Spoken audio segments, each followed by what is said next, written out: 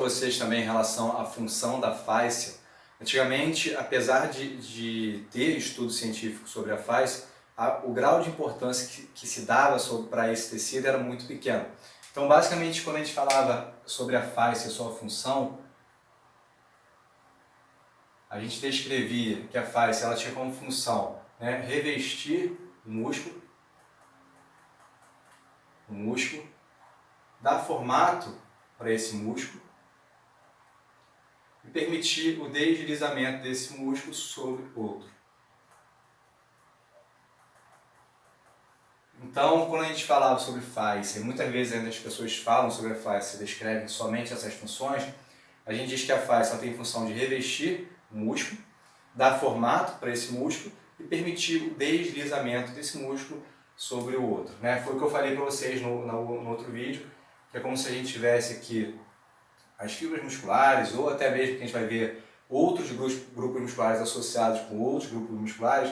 É como se você tivesse aqui uma estrutura que estivesse conectada com outra estrutura e você precisasse deslizar nessa direção, e esse tecido facial ele tem que acompanhar, né? Se ele estiver saudável, ele acompanha, ele tem elasticidade para acompanhar esse movimento. Caso você tenha um tecido facial, né, que não esteja saudável, é como se você estivesse tentando movimentar para aquela direção e esse tecido ele não tem elasticidade suficiente para acompanhar esse movimento.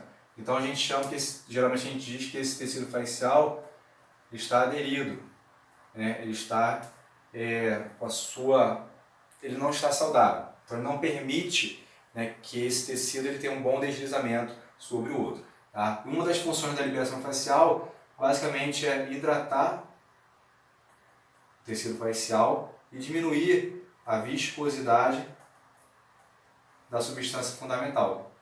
Diminuindo essa viscosidade da substância fundamental e aumentando essa hidratação, o tecido ele já começa a ter o melhor deslizamento. Tá? Então essa é uma das funções da fáscia em relação à parte do deslizamento.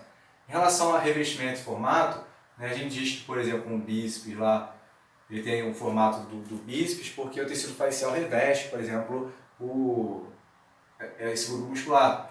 O tríceps, por exemplo, é um tríceps, ele tem o formato de um tríceps porque o tecido facial reveste esse grupo muscular. Tá?